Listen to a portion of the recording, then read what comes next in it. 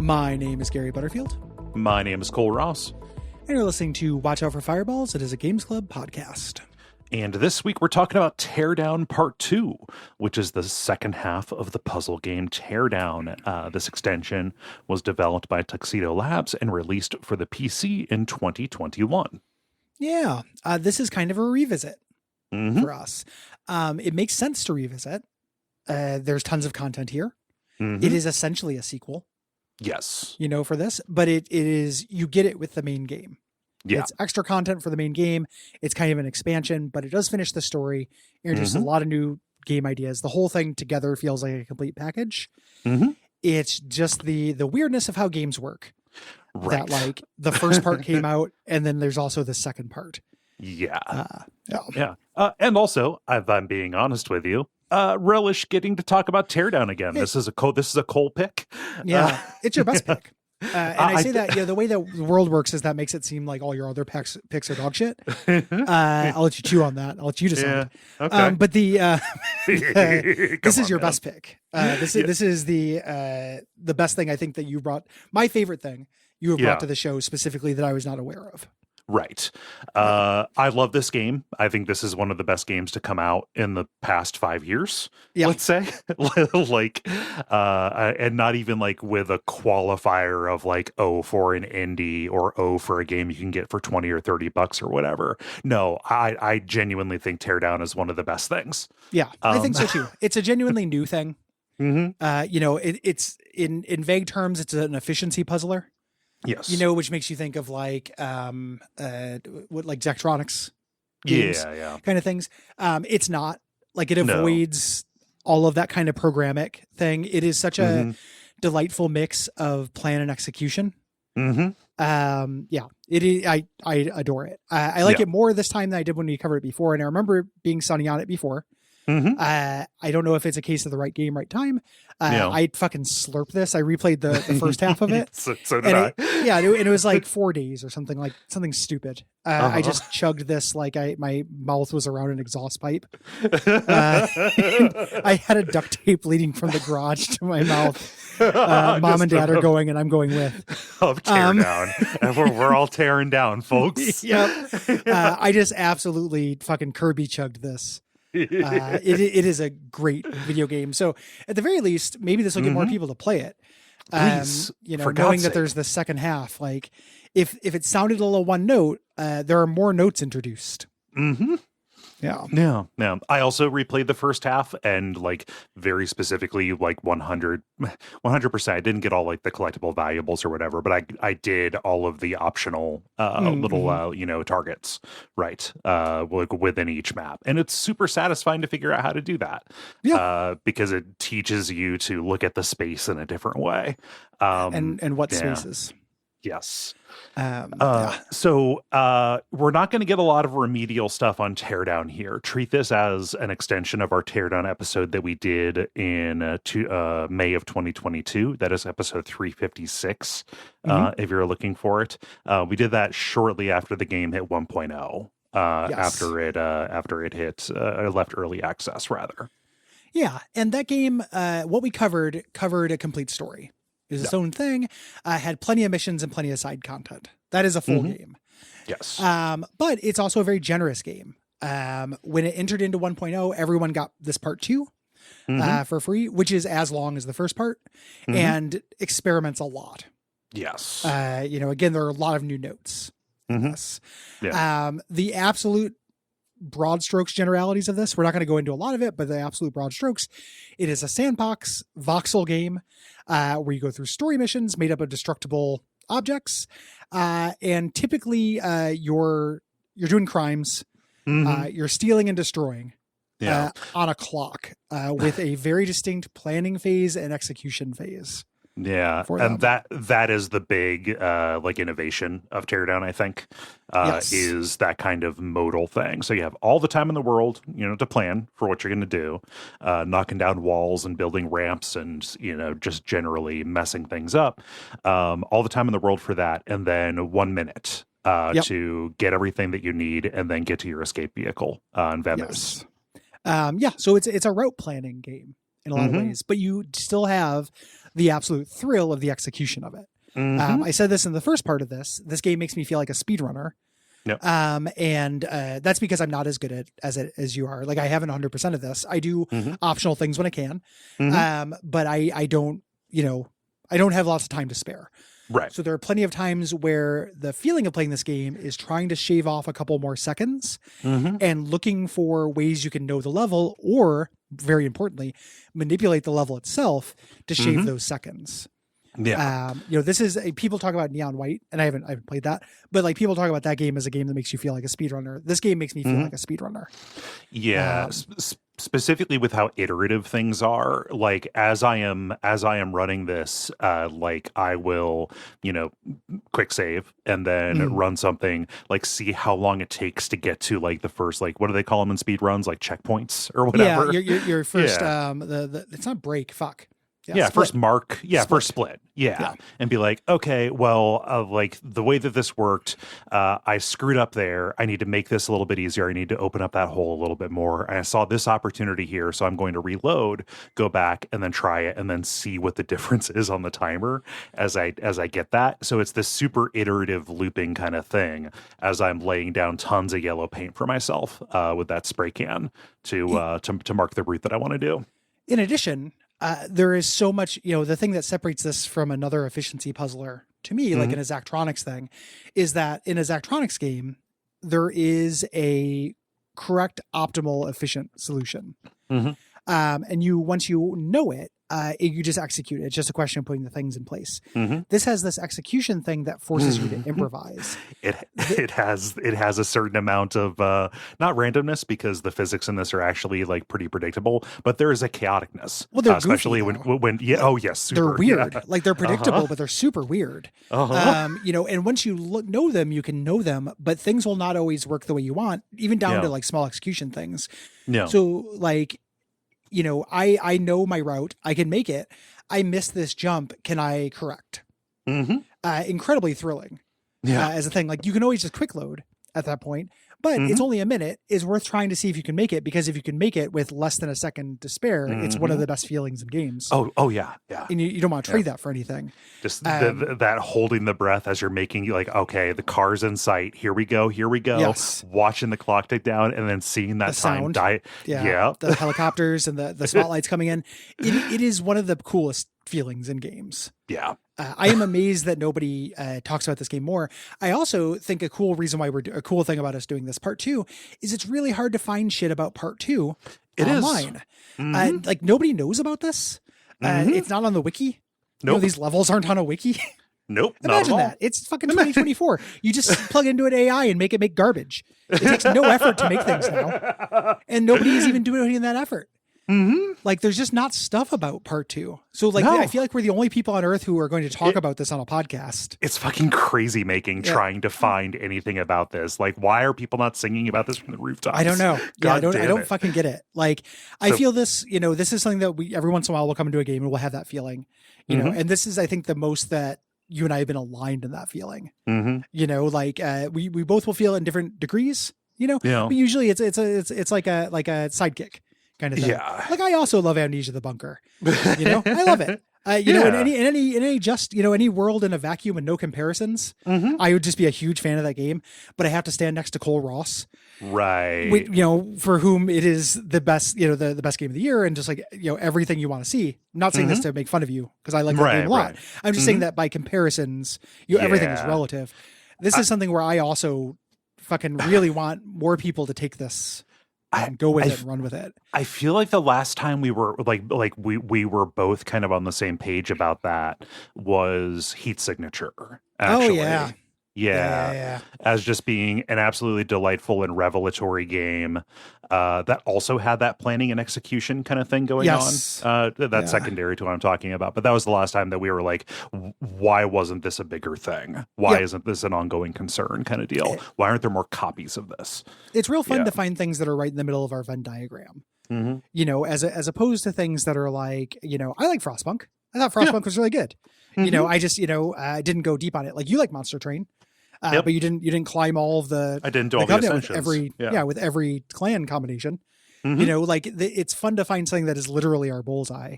Yeah. You know, and I'll give you the edge if it's a competition on this, but I desperately want more of this. Yeah. So like the primary mission type in part 1 was heist. You know, you do this, you would do a thing, you'd have this time. Part 2 contains a wider variety of mission types. Yes. Which is really great. There are heist missions, plenty of heist missions, but they really mix it up with this. This was addressing a complaint about part 1 that I didn't have, because that heist is always fun when you do it. Like, you know, even if it's in the same space, like things will, you know, this time you're going after cars instead of objects or whatever. But this was the thing people said about part 1, like, hey, this feels a little bit monotonous. I can understand that as a criticism. I think the variety makes those stand out really well. It does, yes. Like, this is taking bigger swings, and not all of them are successful, but all of them do kind of demonstrate just a very impressive amount of creativity with the component parts that they have kind of built up here. Yeah, using everything that's possible within this engine and this concept. Yeah. There. You know, story-wise, story is a little bit of a secondary concern. In the first one, it's amusing, you know, but you're not playing this for the lore. This one picks up right after that. Lawrence Lee Jr. is sent to jail for his crimes. That's kind of the arc of the first one. Game sent to jail. And our work for the Evertides Mall, Gordon Wu, has brought us to the attention of his boss, the mysterious Amatides. I call them Amonatides. Yeah. Okay, Amonatides. Yeah, I don't. Amatides. Yeah. Amonatides. I don't know. Break it into two. Amana, like Shrine of Amana, and then Tides. Yeah. Yeah, nobody says it out loud. Yeah. In the game, you know, so I always say Tides, but I don't know. Right. I don't actually know what it is. It ultimately doesn't matter to me that much. Nope. You know, it's generally the politics of this game is kind of fun. You are playing rich people against each other still. Yes. You know, which I like. It is a fun little farce. Nobody realizes that somebody else is hiring you to do to them what they are hiring you to do to the other people, you know? Yes. So it is fun seeing them can be completely unaware of what's going on. We're also continuing to assist this police detective, Detective Parisa Turdeman, who is, you know, investigating kind of on the trail of Wu and Amonatides. Amonatides is specifically he makes this energy drink called Blue Tide that is incredibly addictive. So like we're trying to bring down this poisoning ring, basically. Slurm. Yeah, Slurm. Yeah. Slurm or Modicons or whatever, Oddworld shit. Yeah. They've improved their engine a lot. We get better ray tracing, better atmosphere effects. It also runs a lot better. Like this, there are things that it does in the sequel that would have made the first one chug. Yes. And part of that's I have a new computer, but I've heard this from multiple sources. Yeah. They've done a lot of engine optimization. Yes. In this, which is really nice. Yeah. Updating the development story on this, shortly after the release of 1.0, Tuxedo Labs was acquired by Saber Interactive, part of the Embracer Group, which is one of the most alarming things I have read. I saw that and all the blood drained from my face. Yeah. There's I'm never going to be like Gamers Rise Up. You know, I'd like to keep gamers down as much as possible. But if anything's going to happen, if we're ever going to like go storm a place, it might be Embracer Group. Might be, yeah. Like somebody on a forum has probably tried to William Wallace like an entire subreddit into fighting Embracer Group in person, like and going and getting shot by guards. Yeah, probably to the Embracer Group for canceling games and shit. But if you don't follow the news, if you don't follow Jason Schreier, they are evil and they are responsible for a lot of layoffs and games getting canceled. Yeah, big private equity firm that bought up a ton of video game studios and publishers, specifically hoping that there would be a second round of investment from the Saudi royal family and their sovereign wealth fund. When that investment didn't come through, and also because of changing market conditions, they start closing things down. So all of these places got scooped up like 2-3 years ago, and then now they've been shutting down, including huge studios. Like, we are not getting a Deus Ex game that was in planning because of Embracer Group taking out us Montreal. Yeah. They came for me in my house. Right. It sucks. Yes. It's really bleak. People are going to look back on this time, sadness for sure. Yeah. The reason why they specifically wanted Teardown was to get a hold of the engine. Yeah. The idea was to create kind of sandbox games that might compete with Minecraft or Roblox. So, okay. That's not my business. There is mod support and it's been expanded. Yeah. And there's tons of neat stuff to talk about that, both in unofficial and official mods. Yeah. There might be a part 3 of this coming at some point. There's a part 3 of this coming because there's also DLC. There's expansions. Yes. And I've played both of those since we talked, and they're great. There was the Art Vandals is 5 missions that were released in December of 2022. The map in that is fantastic. It's like a little coastal town, a little coastal Swedish town. And then Time Campers, which was released in 2023 alongside the console ports. This has been brought to console, which is nice. But Time Campers, you're taken back to Wild West times. Yeah, I watched the trailer for it. It's really good. Like Wild West times. Yeah, that's fun. Another expansion's coming this year as well. Folk Race is coming out, so we'll do a part 3 at some point. This is going to become this weird little baby bird that we shepherd on the network. I'm just going to have to be the thing. There are things that I'm perfectly fine being just an unapologetic fan for. Like, this is the video game equivalent for me of like Moorhead and Benson films or the band Shearwater. Like, I'll just I just go to bat for this all the time. And like I like Benson and Moorhead films a lot. So we've covered all of them on Unfilmable. This is that when we have one of these things that one of us is an unapologetic cheerleader for, and it happens to line up with the other person. It's just kismet. We're not here to look that in the mouth. No.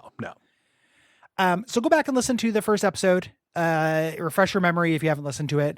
Above all, like, this is a fun game. You should play it. It doesn't play like anything else. So at the very least, if it's not for you, which I can understand, like this tickles very specific parts of my brain. It will be a new thing. Yes. You will try a new type of game, a new type of mode of interaction with the medium. Yeah. And one that is, to my proclivities that I really appreciate, purely mechanical. Yeah. It is not a new interaction. We get sold new interactions a lot, and the new interaction is, what if you were a frog that made friends? And the idea is like, instead of it being Call of Duty, it's a new interaction because it's a dating sim. Yeah. That's not new. Those are ancient. We've had those. There's no innovation in that space. Yeah. Like, dating sims all basically have the same mechanics.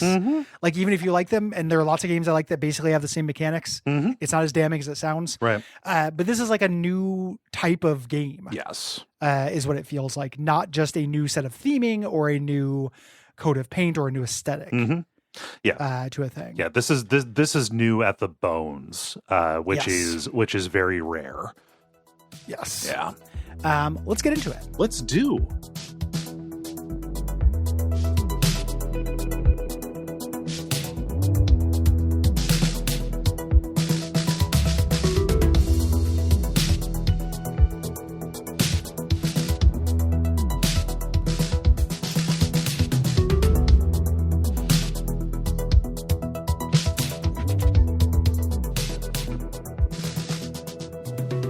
So this is picks up after a time jump. We cut to 6 months later. Winter has come to the land that this takes place in, the metro area or country or whatever, called Locale. Is what this is. And you start out outside your warehouse. This is a place where you come back to in between missions. I love how it changes. It was even changing as you were remodeling it in part 1. And now it's kind of been rehabbed into this big, kind of fancy home that I love. I would live here in an instant, Gary. It's all like the house from Big. Yeah. You know, or like the apartment from Big. Like it's one big room with a bunch of stuff in it. It's the Wayne's apartment from Wayne's World 2. Yes. Yeah. It's got that kind of like loft feeling to it. Yeah. And you know, you're making money in addition to this. Like you are doing Robin Hood shit. Yeah, yeah. Kind of, but you're getting yours. Yeah, yeah. In this. The tools in this that you get, so tools are tied to your rank in this. You level up as you accomplish goals in this game. And that is how you determine which tools you have. So these tools that you have here in this, I think you can get them in part 1. Okay. These specific tools. I believe so. Yeah. If you ranked and did everything. Okay. I don't know that for sure. You can also not start out with them, depending on how well you did. Right. Yeah, you might not get these in until a couple of missions in, depending. And that's something that's why you would do the bonus objectives if you were playing this for the first time, in order to jump the power curve, right? Get something, to get a new toy. Yeah. Yep. So the new toys, we're going to talk about them as they show up. You may get them in different orders if you play. There are rocket boosters for objects and for vehicles there. They are what they sound like. Yep. These are fun for Gary's mod shit. Yep. Playing around. I did not find them very useful. No. Personally, I'll be curious if you could find a way to use them. The vehicle ones specifically were useful for a couple of the heists in order to cross large gaps. I use them, but object boosters, I never saw like a tactical use for them. It was more of like wouldn't it be funny if? And then the answer is yes, it is very funny if. Yeah, and you could do it. Yeah. What I got tons of use out of is the nitroglycerin. Yeah. These are remote charges. You've always had like little C4 charges and pipe bombs. These are way bigger explosions, but they have to be shot. Yeah. Having to be shot is great, which means you get to choose when they go off. Right. And these are really, really good. Yeah, they can. They'll go off when shot. They'll also go off if fire hits them or if another explosion hits them. So you can set them up to chain in really effective ways. And all of the tools that you get, you can upgrade them with money. You can make them more destructive. Guns have a higher range. Explosives have kind of more power, but also like a bigger spread. Things like that. You can just kind of decide what you use, and all of this is in addition to one of the best shotguns in video games. Yes, which is entirely for opening doors. Key. Yeah, which is one of my favorite things. Shotgun to not stop while you're walking. You also get the Poison Evil energy drink. Yes. Blue Tide, very addictive. It makes you run really fast. Right. For a short duration. This is what I would usually use probably in place of booster rockets. When I had to, you run Doom fast. Yes. With it. This is also useful. So every day begins with you checking your email. And we get a message from our mom, Tracy. Things have been quiet since earlier this year. Funds are running out, so we have to take a new job. Yeah. We're back in it, baby. And it just so happens we get an email from Mr. Amonatides saying, hey, my subordinate Gordon Wu, told me about you and the kind of work that you do. He is looking to upgrade the security at Hollow Rock Island, this place that we have been blowing up. Yes. But the company that he is going with will give him a discount if we provide corporate espionage, photos of the robots made by their competitor, Quillez Security. And we're introduced to a new map here, a gigantic new map. Yes, huge. We're not going to do tons of things here. Like there's a good amount here, but they're real different than most of the things we do. And this is a really clever first mission for the second part, because we have a camera. There is not a timer involved in this until you get to the last one. And it's demonstrating security bots. You're going through and taking pictures of security bots to check out their behavior. Yes. before they're deployed against you. Mm-hmm. So this is a special little like sectored off part of the map that we don't get back to, but it's like an underground like R&D facility for this. Yes. You can go back here. Mm-hmm. They hide collectibles here. Yes. In this section, it's not instanced. Mm-hmm. I thought it would be instanced as well. No. You can break into this on later maps. Yes. To get stuff, but you don't have to. Mm-hmm. There's not missions down here. No. But we get to this underground facility looking for the robots. The future is here is written out in voxels. It's cute. Also cute is our first robot being pushed around by automated pushers and never falling down.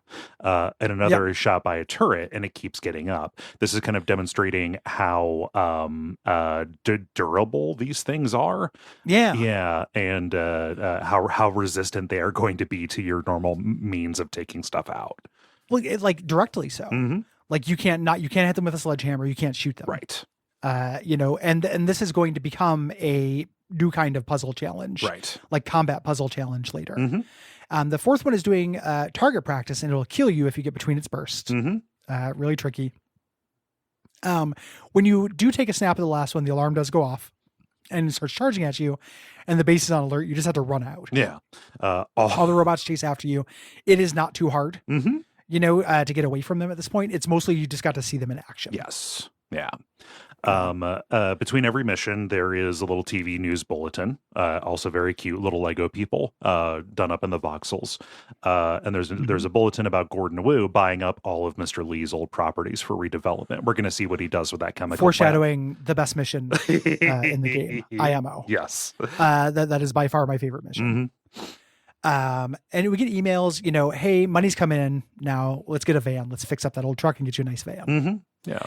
Our police contact, Parisa Turdeman, her investigation of the Blue Tide energy drink shows that there's something in there that shouldn't be. The addictometer is off the charts. And wants us to go back to Hollow Rock to get clean samples of ingredients. Hollow Rock is a map from the first game, but it's winter now. Yep. Which does change the physics and stuff. Driving on snow is slippery. Yep. You get a tool for this pretty soon. Yeah. To take care of this, you get a leaf blower to move this stuff out of the way. And this is the map that we spent the least amount of time with. Yes. In the first one. So it is welcome to come back here. It is a cool map. It is a rocky island with a series of warehouses and then kind of like chalets. Yes. Yeah. In it. Yeah, what I love is that they start introducing these maps that have so much, like so many different separated spaces to them. So like there's the chalets, there's the like weird little Blue Tide bar with the outdoor gym down there. Mm-hmm. The apartments. Yep, like the small like one room apartments. Except the research lab and the warehouse. The little wharf with the lighthouse kind of at the center of things. Yeah, it's a real fun space. Tons of verticality as well. Yeah, there's like tunnels. There's like the tunnels from Total Recall. Yep, down in the basement. There's the fish processing mines. Yes. Yeah. So the mission briefing says like, hey, keep an eye out for security robots. Also, each sample is kept in a safe that can only be opened with explosives. And this is another alarmless mission. First two missions here, no timer or anything. The only alarm that you have is the fire alarm. So you've got to get into each of these little facilities, working around the guard robots here. And using explosions to open these safes, and then use your fire extinguisher to put out the flames so that it doesn't kick off a timer, which is going to screw you. Yeah, and if you're anything like me, when you're playing a stealth game, you're stealthy until you can get rid of everything that makes you stealthy. So this was immediate. Like, how do I kill robots? Yeah. You blow them up, they just fall down. Like, how do you kill robots? The secret is water. Yep. And this introduced my game-long quest of being like, no robot may live. How do I stop the machines? And it's really fun to try to manipulate and maneuver them into areas near gravity and water. It reminded me of watching PvP matches of Dark Souls 1 with people fighting hackers who were invincible and like being like, fucker, I'm going to find some gravity and get you, you know? But the way the robots work is when you blow them up, depending on the strength of the explosion, they will stay dormant for a certain amount of time. And during that time, you can pick them up. Yes. So like a pipe bomb just stuns them basically, but nitroglycerin or a C4, which you can apply directly to them. Yep. Great. Will put them out of commission for a couple seconds, which you can then ram a car into them, ram them in the water, or drag them over the water, things like that. This is also when I got really into fucking with their ability to walk. You know, if you throw a pipe bomb at their feet, it blows up a chunk of the floor, their foot gets caught in the hole. Yep. That will fuck them up as well. I loved luring them over bridges and using the rocket launcher to take out the ground beneath them. I also liked, because you can pick them up, but they're heavy. They're super heavy. Yeah, so so you can't move them very quickly or get them over anything higher than like a waist high, or like a knee high ledge. So like I would blow open a section of wall and then lure them in close to me and then knock them out near that hole so I could throw them out. Things like that. And they have different capabilities too that are different levels of dangerous. There are 3 varieties. There's a flamethrower, which is the least dangerous. Like it kills you super slowly. It's super easy to get away. There's the gun. It can start fires though. Yes. Which is a problem because of the alarm. Yeah. That's kind of the balancing factor. There are machine gun ones, which will kill you pretty quickly, but they fire in bursts. Then there are rocket ones that are the biggest danger. Yes. And as just, so nobody has to go back to the episode if they haven't listened in a while, the way health works in this game is it regenerates. You have a certain amount and you just have to stay out of danger. Yeah. And your health will go back up. So it's about avoiding a certain damage density as opposed to avoiding damage generally. Right. Yeah. But you either blow open the safes and doors and then put out the fires, or you can also pick up the safes and take them outside to the pavement where blowing them open is going to not start any fires. Pick your poison, right? Yep. And you're gathering up all these little vials, all this biological material that they're putting into the slurm. Yeah. Dinosaur DNA. Dino DNA you're picking up. We get all the stuff. We go back to, and also just, again, as a quick reminder, we're not going to recount too much stuff. All these missions have necessary goals and then secondary goals, which you mentioned for 100%ing. Yeah. It's always harder to do the extras if there's a timer, because once you do one, the timer starts. On these ones without timers, you may as well get them all. Yeah. And give yourself a little curve. We get back to HQ. And we fade in. They kind of do these little like time jump fade ins, like waking up as Trevor a little bit. You're boarding up your headquarters for a storm. There's news about a tornado approaching. Yes. The town of Frustrum, which is where the climax of part 1 happened. Right.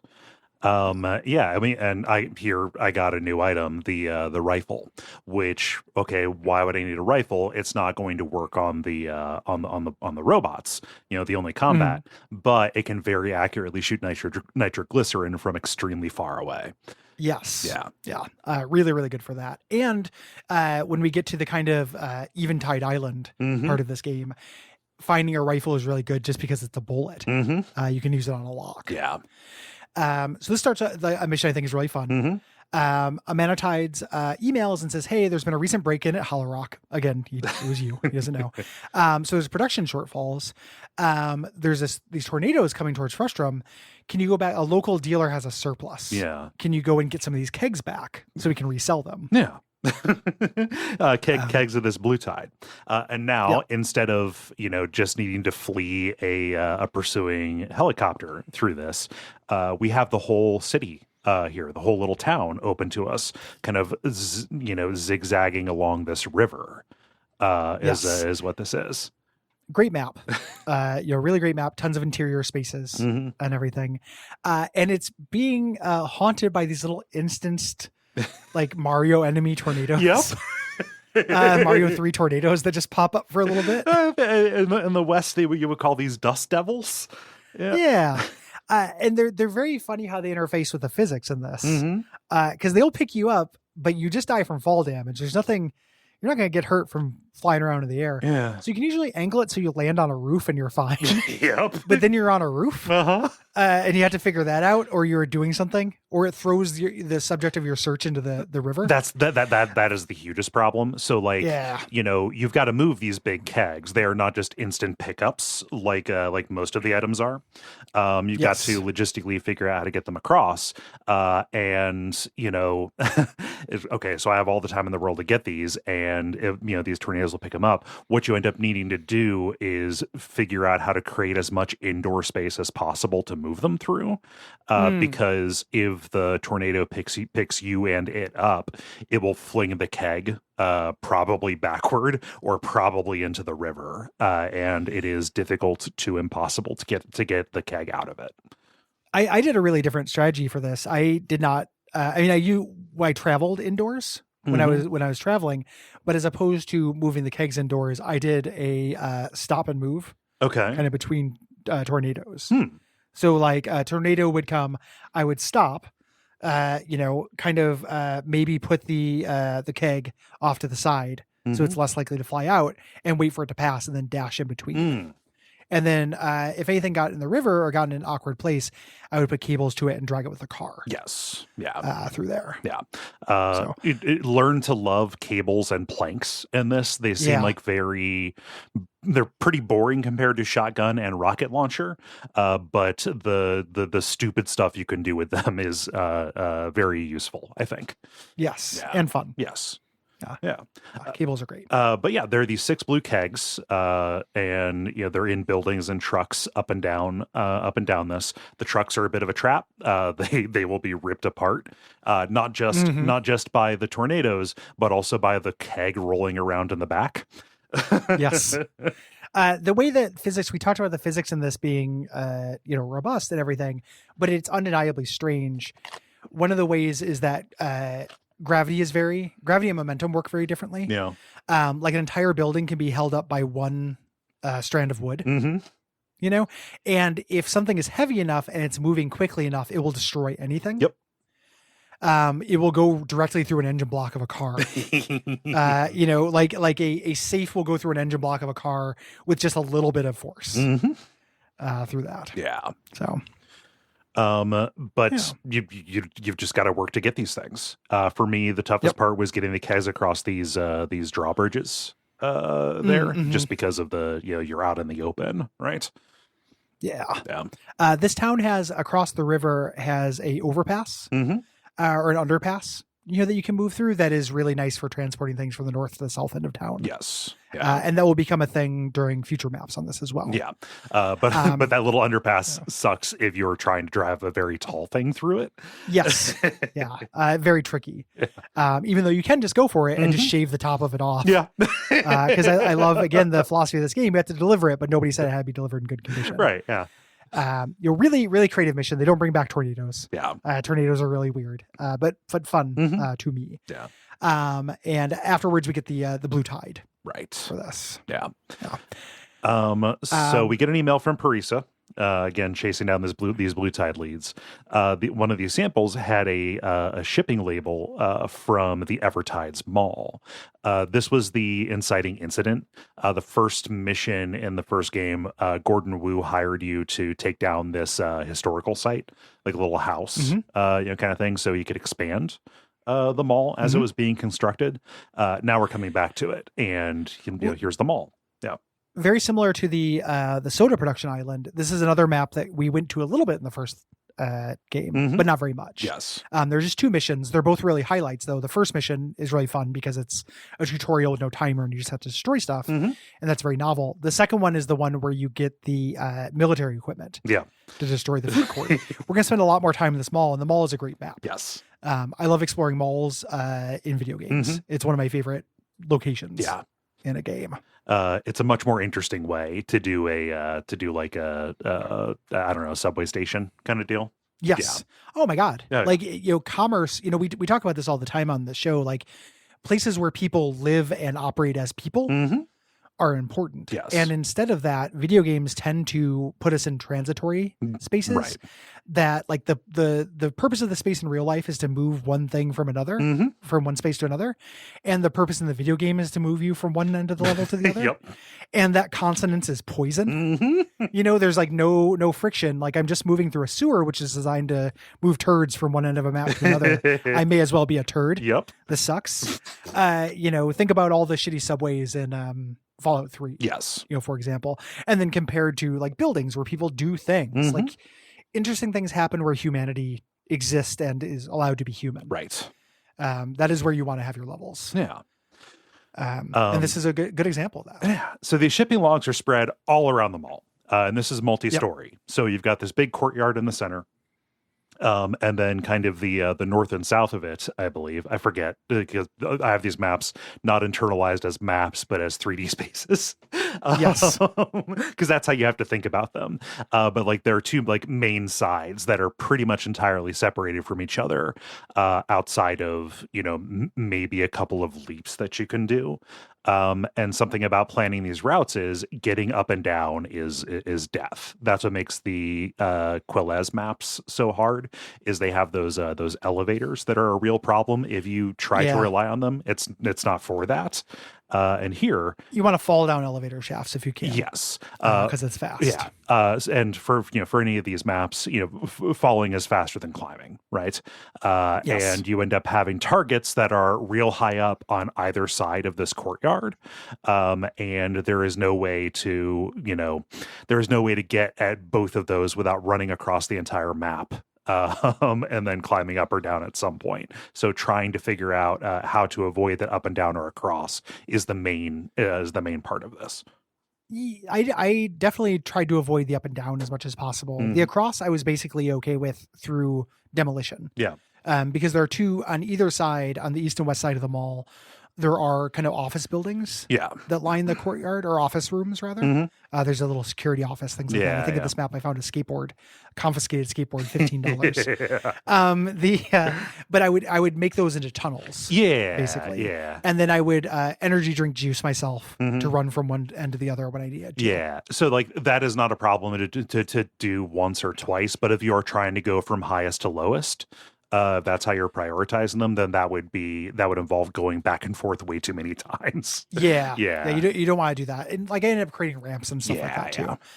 Things to make me go quicker. Like, moving crates and boxes to make stairwells that went into holes in the floor I had built. Yeah. Things like that. Yeah. There's also a required pickup at this little restaurant that is across the parking lot near the water. Which means that this is probably where you're going to have to start at the ground level, because zipping out here and then zipping back, that is 2 long drives. You only want to have 1 long drive on this. So this is where I started. Was this where you started? I think it's where I started the first time I tried it, and then it ended up going from bottom up instead. Okay. So from the south end of the mall to the north end, hitting this and making a loop. Okay. And then just clearing, because I remember this as being the first map that I noticed the snow physics. And the first map, we at some point in here we got the leaf blower. Yeah. And the leaf blower is good for blowing debris, but it's also really good for blowing snow. Yeah.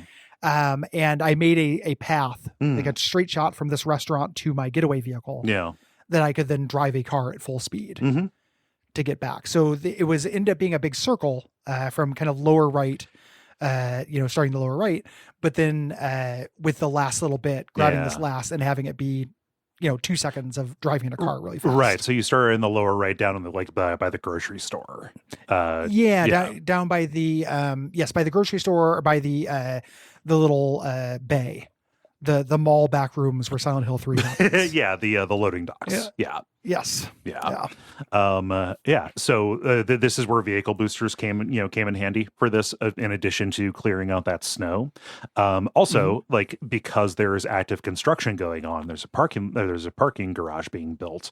Like, if you just venture out a little bit, you find all kinds of fun equipment. You can be a kid on site. It's the kid on site video game. I know, it's so good. Yeah. I'm going to destroy those idiots. Those Google heads will not know what's coming. So like the way that I did it was to get up high. I took a crane and I used that as like a big ramp to like go up, and I drove diagonally across the parking lot and took the crane up and then started working from the art gallery. And then worked north from there. Okay. Yeah. So this is basically the route that you have to do. There's a couple other little trick things in this. There's an optional target inside a shipping container, and you can move that shipping container with the crane or a tractor to put it in a more convenient place, so it's on the way. One of the things I realize whenever there's something that is, again, is just a little recap. These things are attached to alarms. And these alarms are attached to the wall. Usually that is just part of the level geometry, but sometimes it's an individual object. It's a shipping container or a car or something. So if you can move the thing it's attached to, you can just move this and have it be in your space. Yeah. You can literally put this right next to your getaway vehicle. Yeah, there's nothing stopping you. So a lot of breaking this game and a lot of getting the optional stuff is being a bit of a rules lawyer with video game geometry. Yeah. And it only allows you to do it so much. Like if something is attached to the wall, you might think like, oh, I'm just going to take out that wall and carry that wall with you. It won't let you do that. But there are places where you can bend the rules. Yes. Yeah. With this. Yeah.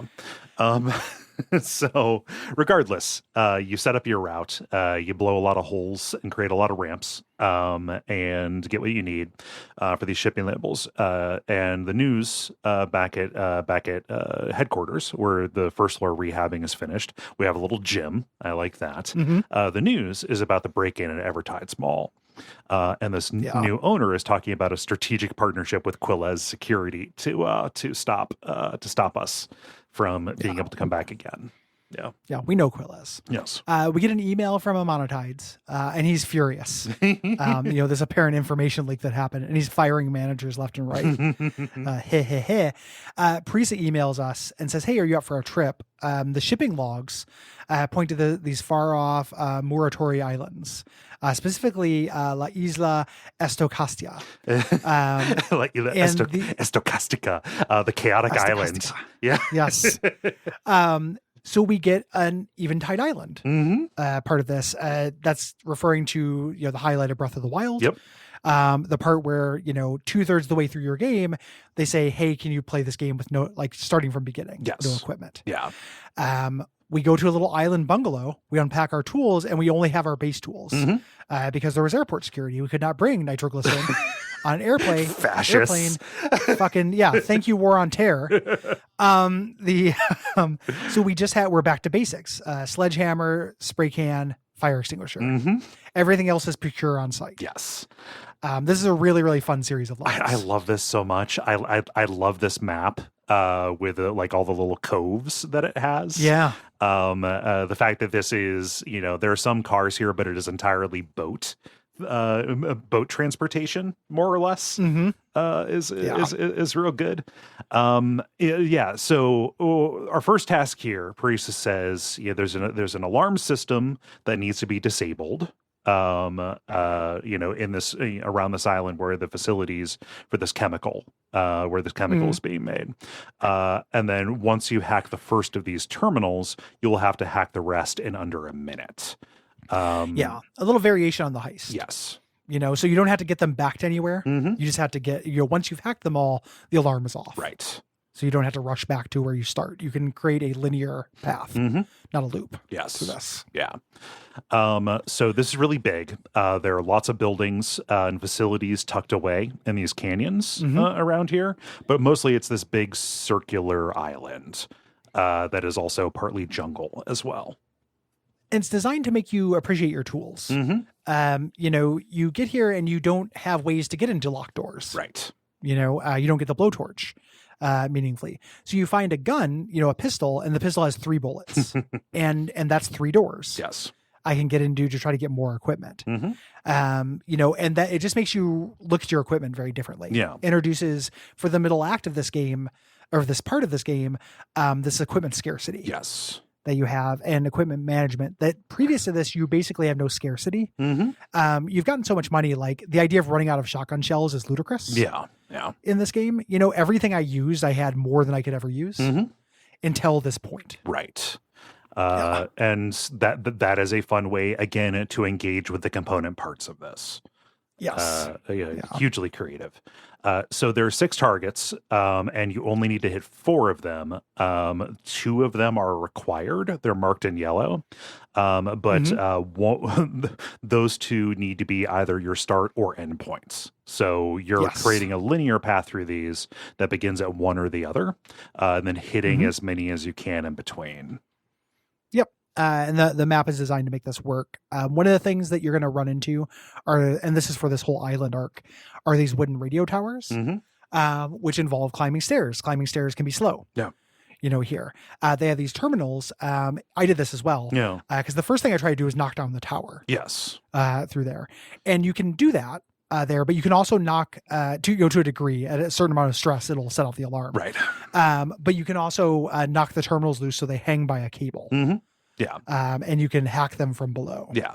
And you can, again, rules lawyering the video game physics. And you can also, like, okay, I think one of them, it dangles kind of off of a cliff. Like, it's really difficult to, basically impossible to get it. But you can, like, set up an object and then catch it when it falls, and then just kind of like drape it over like a crate or something so it doesn't dangle off of the guy wire. Inaccessibly.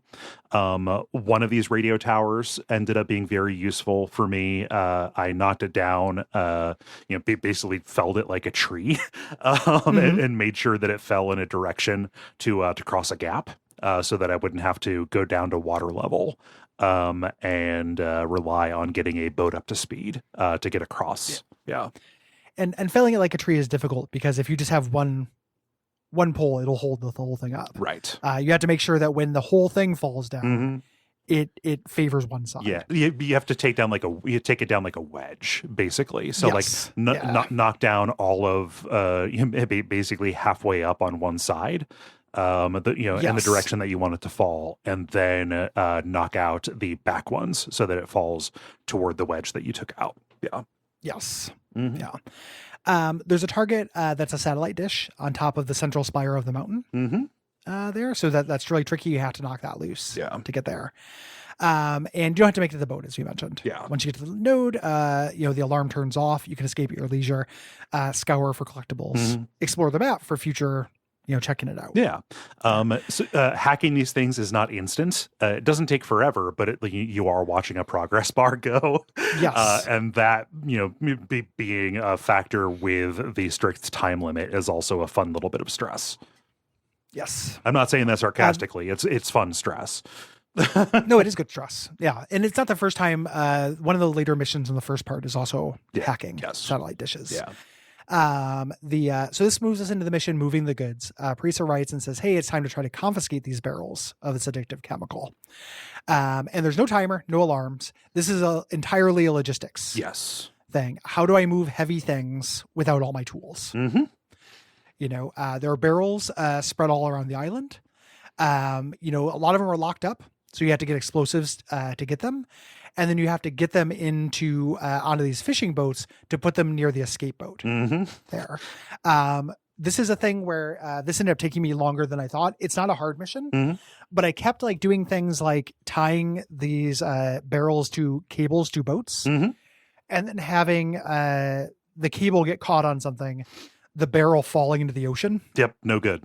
And it showing up on the map as 40 feet down, and that's gone. You can't dive in this game. Right. You can only swim on the surface. So doing things like that to try to get boats to pull things here. And then also dealing with the kind of wonky boat physics of this. Boats are a little awkward to control. I imagine they are in real life as well. Yeah. But it's not, they're not super precise instruments. Getting the barrels onto the boats is a bit of a high stakes affair as well. Yes. Sometimes it involves a drop. Sometimes you have to be very specific about the angle that it is going to roll off of a ramp. The fishing boat specifically, like a lot of the vehicles you can get into, have like a separate thing you can move. Raising or lowering a boom on a crane. Right. The fishing boats, they've got like a tailgate that you can open and close to varying degrees. So like lining that up so that it would be at the right angle to accept the barrel as it was rolling on and not divert it so it falls into the ocean and is, poisoning and getting fish addicted to blue tide. It is getting fish addicted to soda. Yeah. Which that's cool fish. Cool fish. Cool. I love that. Love this fish. Yeah, I love that fish. I know you knew I love this fish. You got a good sound. But yeah, generally, any of these things with no time pressure like that, for the execution as well, tend to be a little bit easier. The only thing you're fighting against is biffing it and losing a barrel. Yeah. But you just gotta load them up and then take them to the loading zone on your escape vehicle. Get them out. Only 3 of them are required, but there's no cost to getting all 5. Yep.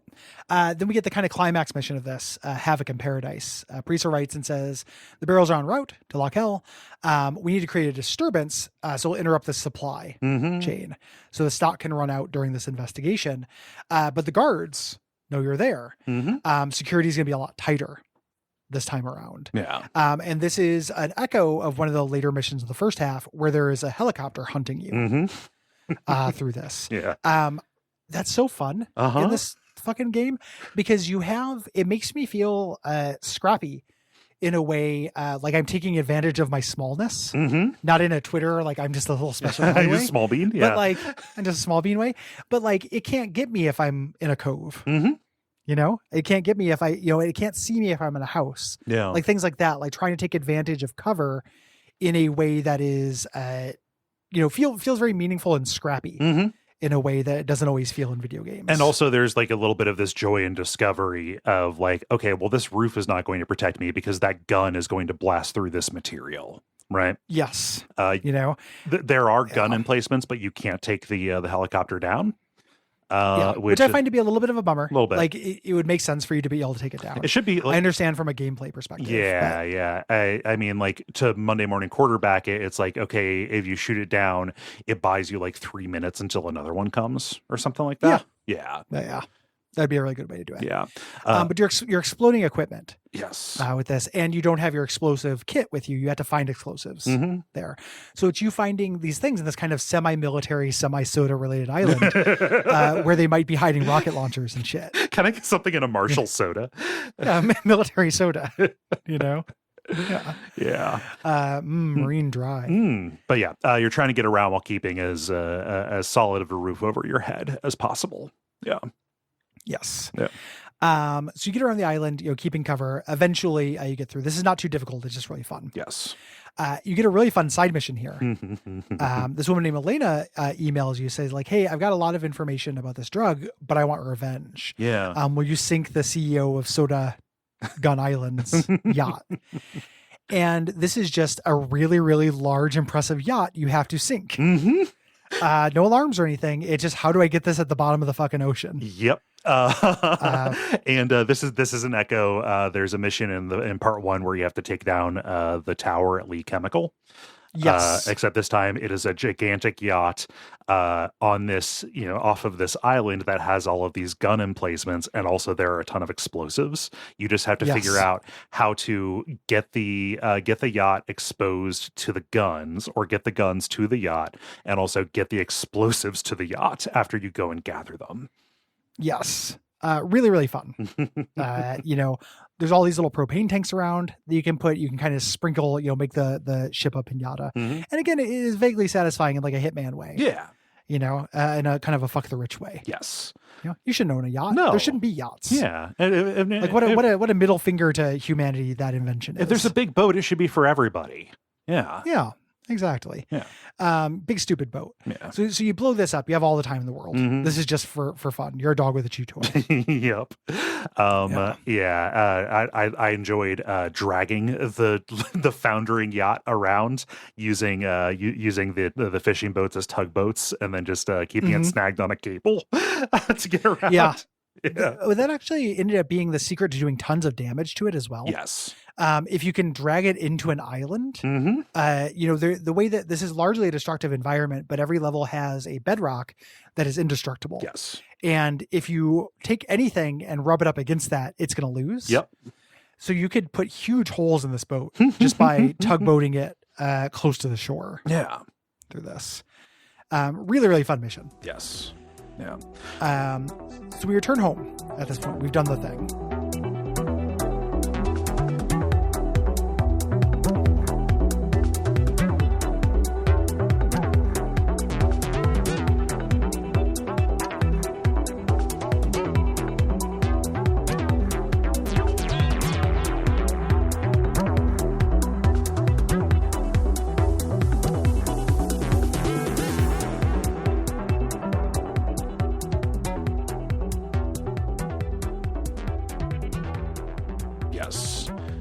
You get some new ranks here. After a certain point, it stops giving you new tools, and you start getting cash rewards, which is just fuel to upgrade the tools that you have.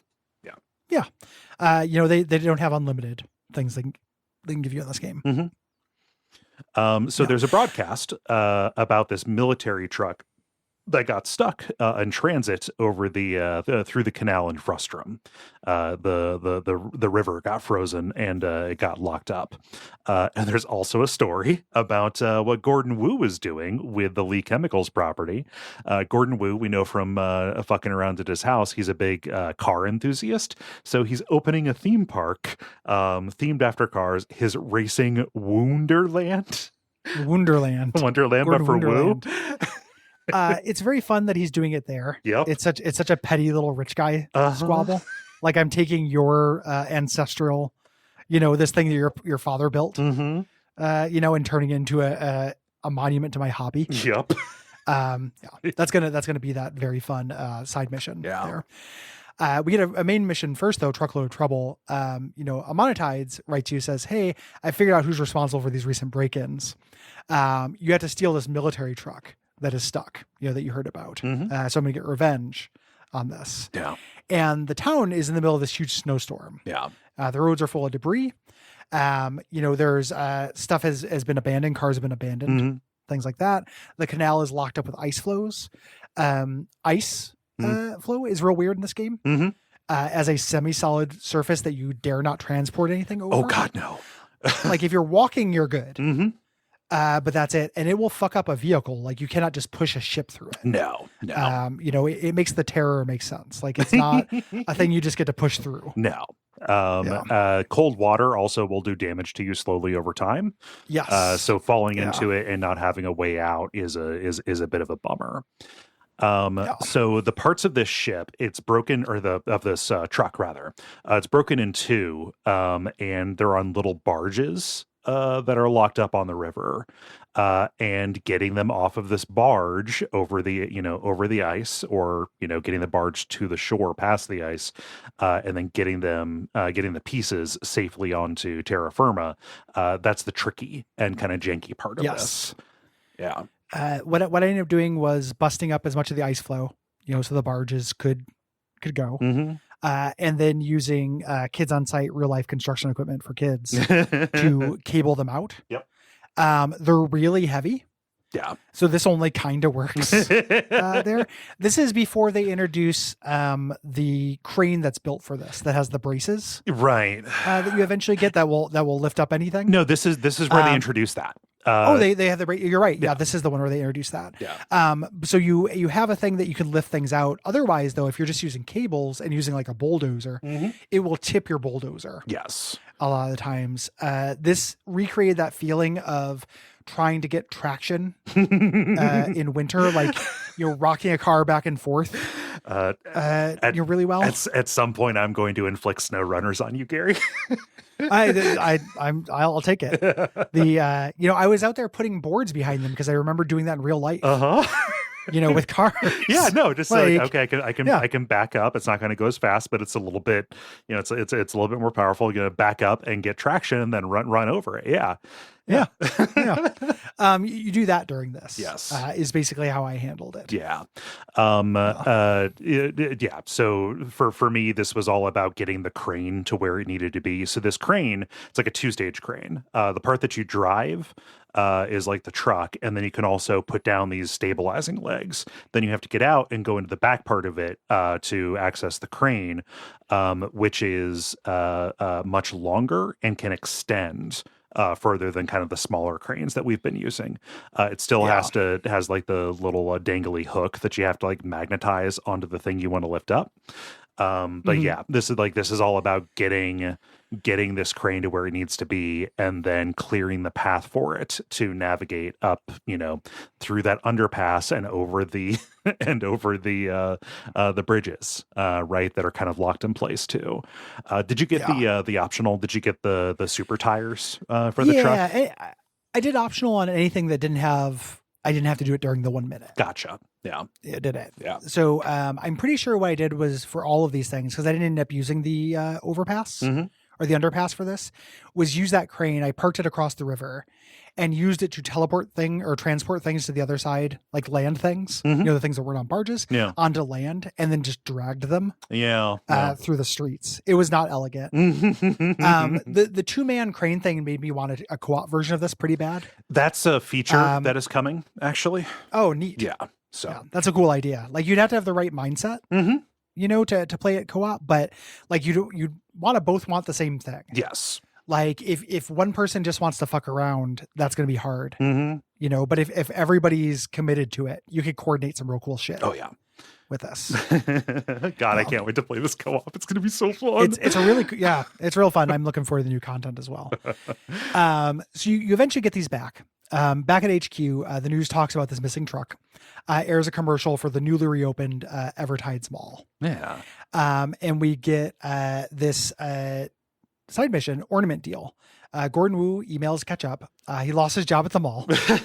He's working his theme park though. He's got something in the fire, and he's like, "Hey, steal the mall's gigantic Christmas ornaments, so I can use them for the park's grand opening." They're all alarmed individually, like ornaments are. No, this isn't an alarm. This is when the security bots are out. Oh, got you. Yeah. Wait. Oh, shit. Wait. Yeah. So this is security. Okay. So that's what this is. It's almost like I took notes for a reason. I forgot. I just didn't read one note down. These are the guys who, they don't have little alarms on them. These have the guys who, if they spot you. Yes. So this is the stealth one. Yeah. This is stealth. And a lot of the alarms are these long, like, garlands. Yes. So it's like carrying a big, like a big foam snake around. Yeah, a lot of the ornaments are garlands. Yes, yeah, ornaments. Yeah, you have to drag to the place. There, while the guard bots, and there's water on this map. There's water on all the maps, but it's far away. You're not really going to get rid of these guys, and if they spot you, it's game over. Yeah, it's not instant. Like if you are in their sight, they'll make like a beeping, and you have to get out. You have to get out of their sight. So it's, they spot you, then you go and hide, and then they go back on their patrol. Yeah. But if they spot you long enough, you don't get to fight them there. But you're checking out and getting all these little bits of ornaments from here, from the ceilings, from different walls, things like that. There's a big light ball that's hanging from the ceiling of the courtyard. That you have to drop, and you can do this by shooting the cable that it's on with a rifle. You can snipe it down, which is really fun. And then the last big ornament is actually up on the roof, and you have to figure out how to get up there. Like I got out on this little terrace and used a potted tree as the foundation for a ramp to jump up there. How did you get up there? I'm trying to remember. I think I just climbed out. I think I tunneled, basically. Okay. You can go to any corner of this building. Or of any building, blow up the wall, and because the wall will make a circular explosion. Oh, it's like a little stair step. Yeah, it's like stair step. So I'm pretty sure I just did that. like took a corner out and turned the walls into stairs. That's what I did a lot when I needed to quickly get up and down in the mall. Oh, generally. That is super unreliable. I can't believe that worked for you. I don't know. It worked. I could get up there. It was always, and there were times where it would like make a hole that was too big. I would just have to remember to jump it. Yeah. Things like that. Yeah. But yeah, you get up on the roof and then you take down the star. None of them are hard to get to. You just cable them and then here's what it is. Because nothing in here was hard, I wanted to make this a little bit spectacular. So what I did was I got one of the big fast trucks. I cabled all of the ornaments to the back of it, and then I dragged them through the little ding zone through the finish line. Yeah, I dragged them to the finish line all at once. Nice. It's so telling that this is this game knows that you're just going to play the levels because they're fun. Because at this point, it's out of rewards to give you. Yes. This is a side mission, and ranking up doesn't do very much. And you probably have your tools basically upgraded. Yes. But you're still doing them because they're fun. Yeah. There's a side scumbag who we met in the first one as well, who's back. Yeah, Anton Wolf. This guy who likes stealing tools. Yeah, he's the contractor who was hired to work on. He's the person who hired you to demolish the food court so that the parking garage could be built. You've got to go and steal some jobs from the Quillez. Steal some tools. Yes. Yeah. Still. Yeah. He also had you steal tools from the marina at one point. Yes. They had valuable tools. Yeah. So you've got to go steal the tools from Quillez. And Quillez is in the process of installing these heavy-duty safes around the facility. So that's what these tools are being used for. And this is to my mind the hardest of the heist missions because Quillez is so big. Yeah. I played this a while back because I needed it. So I remember the individual concepts of the map. Sometimes it's hard to remember the amount of rigor. Yeah. That an individual thing happened. Kind of from here on out, these things took me a while. Yeah. To make them work. Yeah. Like they weren't, nothing was super odious. Like I like the difficulty curve of this game. Nothing was making me too mad. Yeah. But I do think this is the hardest map. It's not the map that I had the hardest time with, which is the laser map. Yes. And that's more of a function of the controls of the game than anything else. Yeah. This ended up not being too bad to me. Yeah, it just this requires a lot of prep and a lot of again negotiating with the geometry because you have these elevators. This is, I think, the most verticality that is in a map. You do not want to rely on those at all. And this kind of involved blowing huge holes for multi-story drops that absolutely should kill you, but because of the physics and damage model in this, if you just like manage to like land on something, just touch a wall on your way down, you're good. It resets your fall. Yeah. The other thing that's worth noting, I don't remember this being super hard, in part also because I wasn't doing all the side objectives. Okay, I didn't try to 100% this game. I was doing side objectives, and I had to build some of the wackiest ramps you've ever seen, Gary. Very, very fun. Stuff. So you eventually, there's a tool, there's the fancy CEO's office, which you can find. And this is on the other side of the map. They do this a lot. They put one thing on very far to give you like a transport logistics puzzle. How did you tackle that? Yeah. So to get through the up and down, one of the wacky ramps, you can just blow a hole up through the floor. I stacked barrels to be the kind of the basis or foundation for like these switchback ramps that I made to get up there fast. And then it is separated from the parking garage where one of your final where my final target was. One of the safes is being built in the parking garage. And I had to like engineer a blue tide fueled jump across a gorge basically to get over there. And you jump Springfield Gorge. Yeah. To jump over there, blew into the side of the garage. And then the garage has the little ramps, to get the car up. I was like, okay, well, going around the ramps, can I blow through the pavement? Yes, you can, but you also have to position cars underneath that to build your own ramp, like counter to the angle of what it was to get up there. And then even with all of that prep, my run still had me finishing with basically 0.3 seconds left. to make the jump off the top of the parking garage down onto the escape vehicle, pressing the E button at the right time to escape, like in the air. Yes. Yeah. Really great. I understand people listen to this and don't think this is fun. Like if you're listening to this and you're like, this doesn't sound fun. What's going on with you? Hey, come over. I need to study you. This is, it's just, I don't know. We talk a lot on this network about like the stuff you do in a game matters. Like, what are you doing? Yes. At the end of the thing. And like, that isn't just down to the literal mechanics, like of jumping and running and stuff like that. But are you doing a cool fantasy? Yes. And it's a really cool fantasy to just be unsupervised in a very high tech place you're not supposed to be in that is very complicated that you can make your own. Yes. Like entirely. Like that is a really fun fantasy. Yeah. There is no consequence at all for just blowing out a wall, for shaping it to, for taking the intended, the intended design and flow of this space and then shaping it to your very particular, very stringent needs. Yeah. Yeah. Very, very fun form of disrespect you get to do in this, and just senseless. It's like senseless destruction. But it's a thing where I feel like this might be the handshake meme between myself and people who hate violence in games. Yeah. Like if you're like, you can't get on board with Hitman, like that's part of the fantasy of Hitman to me as well. Yes. It's like, I don't know, I'm going to fucking throw a knife at this kid. He's got to go. Yeah. That's a fantasy for me, yeah. In a pure sense. But people who don't like that, can you at least get down with blowing up a wall? Gary, property crime. Oh yeah, it's what kind of nerds? I want to find I want Tucker Carlson to make a stupid face at this game. Like leftists are playing this game where you do property crimes, and it's like they're doing it. Property crime's not real. Yeah. You motherfuckers. Anywho. Yeah. It is wonderful. When I've tried to sell this in the past to people, I have described it as Hitman, but with property crimes in order to get across the fact that like, this is an incredibly violent game, just not personally. Yes. Yeah. You are a dog with a chew toy, but it is a chew toy not shaped like something alive. This moves on to mission connecting the dots. Parissa emails you with another job. To close the case against Amanatides, they need to intercept communications that are being routed through the Evertide Mall. Yeah. But they're encrypted by a satellite. So this is really clever.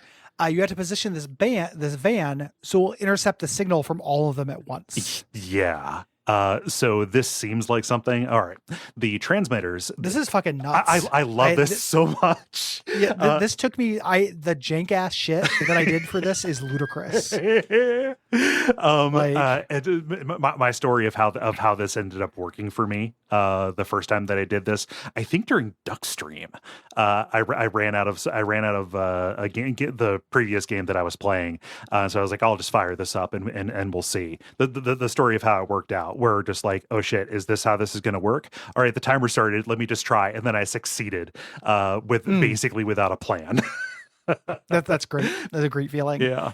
I remember. So you have to position this van. You can move the van, and it has to have clear line of sight between these transmitters and be within a certain distance as well. Yes. Yeah. And it'll give you a little line, like a little dotted line when it's within sight, and then a solid line when it's within both sight and distance. I ended up tunneling through the top floor of the mall and using the crane to park the van up on the top floor of the mall through the wall. Oh, you parked the van. Okay. Yes. Yeah. I moved the van into the mall. All right. Is how I did this. I had the van dangling from the top of a crane out in the parking lot by the front of the mall. I think that I originally was going to have it dangling, but I ended up parking it because I needed the crane for something else. This is one of the bracing cranes that you can do for everything. And I think I ended up using that crane as a ladder. Yeah. To get to something when I needed to actually start doing, hacking. So the judo in this is yes, you have to position this, but the transmitters they're not in a place where you can naturally get this line of sight. And the transmitters are also attached to security. Security kind of things. So it's not instant fail when that starts, but what that means is you have 60 seconds to get the transmitters in position and then get out of here. Two of the transmitters are on the back wall of the mall, kind of like facing outwards. right? So my part of this was, all right, I didn't feel like doing all the tunneling. Can I position trucks underneath those transmitters and then shoot the transmitters so they fell into the back of the truck, and in one case through the top of a taco truck, getting lodged in it, so I could drive it around, and then drive them to the front parking lot so they were within sight, and then have an escape vehicle that got me to my escape vehicle. Yeah, there's I ended up doing a lot of tunneling, and it just a signal has to go through as a direct line through this. So you can use, this huge flaming wall through many different layers that just have this little radio signal going through.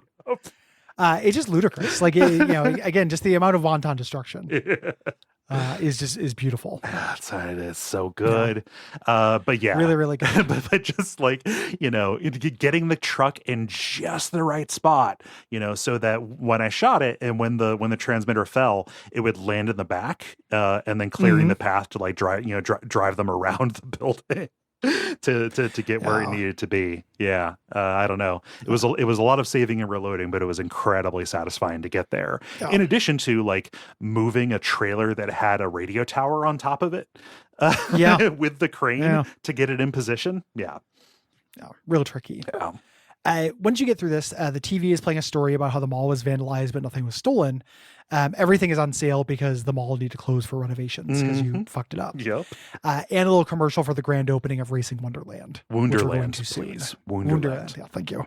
Wonderland. We get a side mission here. The pawn shop. Anton Wolf, our scumbag who likes stealing tools, is leaving the construction business. He lost the contract for the Evertide Mall. Everything is connected by a thread here. So he's going to open a pawn shop, and he's like, hey, Frustrum is still evacuated. Everyone's at the big mall fire sale at this point. So it's not very, you never run into another person in this. No. It's worth noting, so go steal stuff. Like this is not even it's not justifiable at all. There's nothing justifiable. It just steal things from people's homes. That's it. Yeah. So you've got to plan a route. Everything is connected to the alarms. You have to plan a route along this incredibly long and narrow map. Frustrum. And complicating this is the fact that the escape van is in the middle. Like if the escape van was at one end, it'd be super clear where to start. Yeah. No, you have to make you have to head on back. Yeah. Kind of make little shuttle runs through this. Yeah. Really fun. I don't remember very much specific what I did. Yeah. In this, I didn't have a problem with it. Yeah. This was easy, but I don't remember exactly what I did. Yeah. So for me, it's easy enough to create a path through kind of the main drag of buildings, kind of the main street there of the storefronts and the apartments above it, grabbing the stuff that's there, but you have to cross the river and then get back again. Right. And there's this other fancy building that's like a big house near the river that is difficult to get up into. It's multi-floors. So I used a crane to make... It's a hotel, I think. Okay, yeah. The one you're talking about, I think it's a hotel. Yeah. I used the small crane to create this ramp up to the floor of the big of the hotel there to get the target that I needed there. Blew a hole on the other side facing the river. I backed a one or two box trucks into the river to make a bridge to get across, to get a hold of the mandatory items that were on the far side of the river, and then to get back across, instead of going along the road through the underpass. There's a sports car in one of the garages, and if you hook up the vehicle boosters, you don't even need a ramp. You can just launch. You can just blast yourself across, and before you hit the ground, you will be on the street on the other side. No, you'll crash, but you can, if you jump out of a vehicle while it's moving, you keep momentum. So like you just launch and then just jump out, and then you are in a position to get to the escape van. Yeah, nice. Yeah, real fun. I love this map as well. Yeah, like I love being in a small town. In a video game with semi-realistic proportions. Yes. Yeah. Once you get to the end of this. Once you get this, we get a duet of missions. The one who I think is really interesting, but probably the worst executed map, and then my favorite map of this level. Yes. The first one, the required one, is called the droid abduction. Yeah. Amonatides emails you and says, hey, you need to steal some prototype robots from Quillas so we can use their technology in whatever we're building for revenge. Yes. And the droids are storing these super secure safes. Right. Quillas is also making this heavy-duty cutting laser here. Problem is, it's not a gun. It's not anything you can drag around. It is stationary. It's the Paracelsus sword. Yes, from Resident Evil 3. You're getting a lot of I think mileage. I Paracelsus sword a lot. You do. I just a lot. Yeah, a lot more than me. Yeah. Yeah, I don't know. You start thinking about Paracelsus sword more. Yeah. It's pretty cool. I don't know. Guild Nemesis. Yeah. Yeah. So yeah, it's hard. This is unlike any of the other ones we've done. Right. It's also falling a bit into like a video game trope, of light direction kind of thing. Yes. So you've got to direct the laser beam to hit the safe. And when it hits the safe, it'll open up. I want to save what happens when you open the safe for the second phase of this. Yes. Like directing the laser is its own thing because you have these little reflector blocks. And this and the laser, we didn't mention this. The laser cuts through anything. Yep. And it goes infinitely far until it hits bedrock. Right. It doesn't kill you. Nope. If you touch it. That would make this intolerable. Because you're going to accidentally step in front of this laser a lot. You're right. Through there. But the laser is going to, so you have this big map full of walls and floors and ceilings, and this light that will cut through anything that you have to redirect to a specific spot. Right.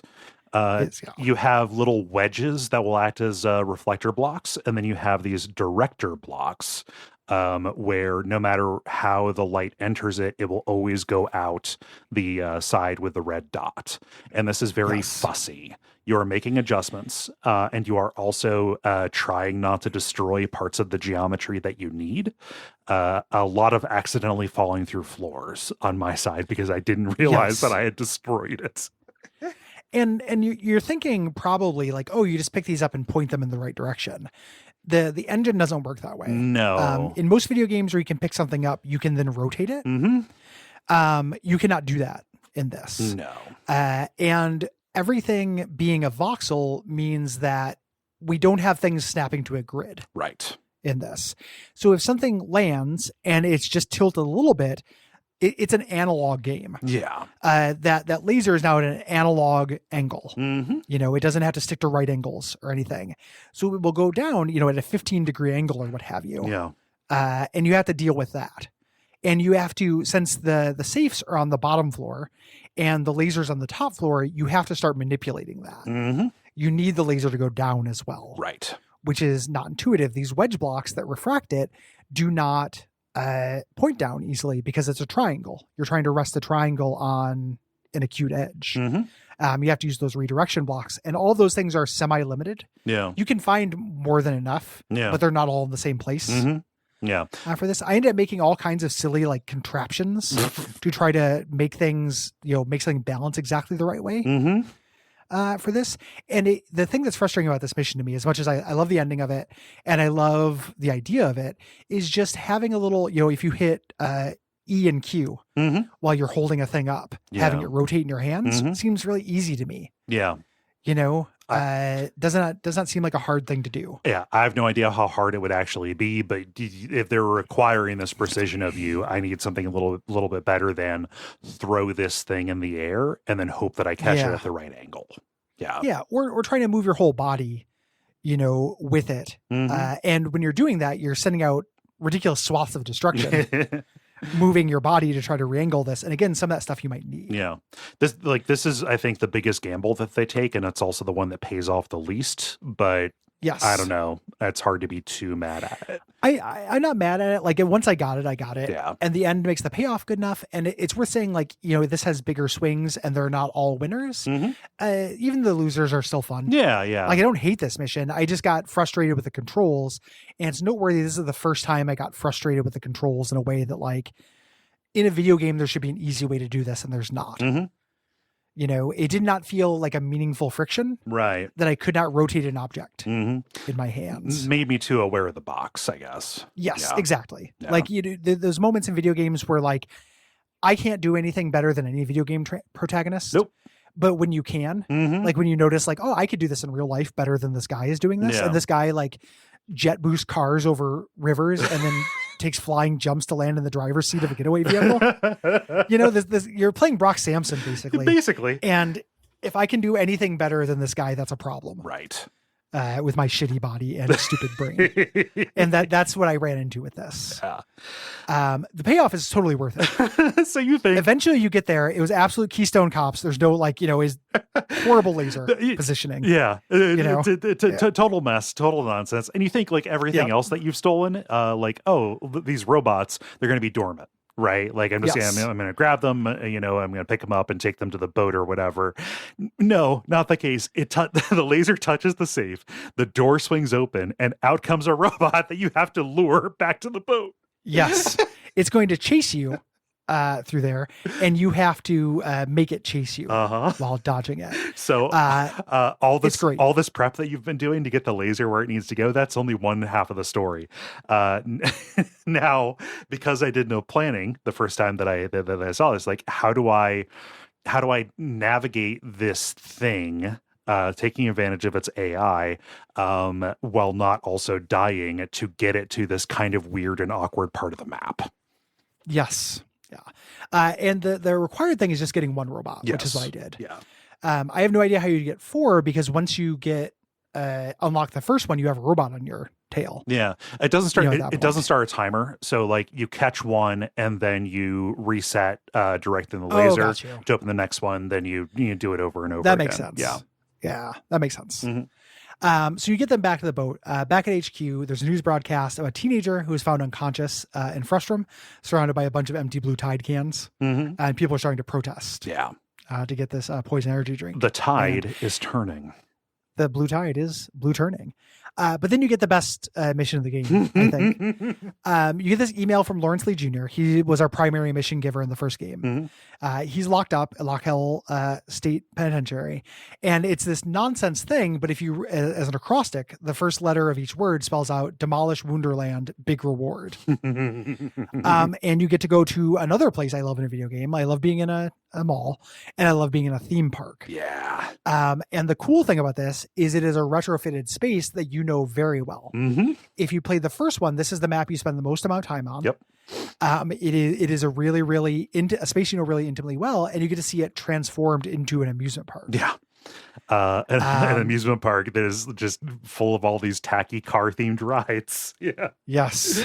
All of which need to be demolished down below a certain level. Right. Where they'll give you a little dotted line that floats in the air, and that have alarms that can go off, but don't necessarily go off. Right. Through there. You can make this work. Like I rolled the fucking Ferris wheel into the water to destroy it, and it didn't set off the alarm. Nope.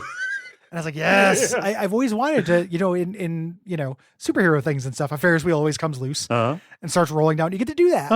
And have it roll off into the river. It's so good. Yeah.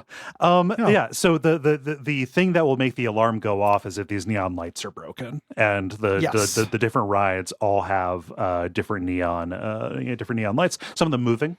But like you can very slowly destroy one of these buildings and just like catch the light as it falls and then gently place it on the ground. Yes. Yeah. And but you can't do it for all of them, right? So this is where nitroglycerin came in clutch.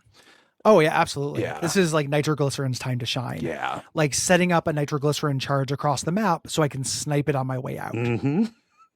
As a thing. Like this just needs to fall on my way out because I'm not going to, I don't need to go over there. I don't have time. Yeah. And so tactically weakening each of these rides, any of the ones that you can't, take down, carefully to spare the neon, but, tactically weakening them, setting the nitroglycerin, and then your 60-second run is you moving through this map, shooting the explosive charges in order as you are making your escape toward the escape vehicle.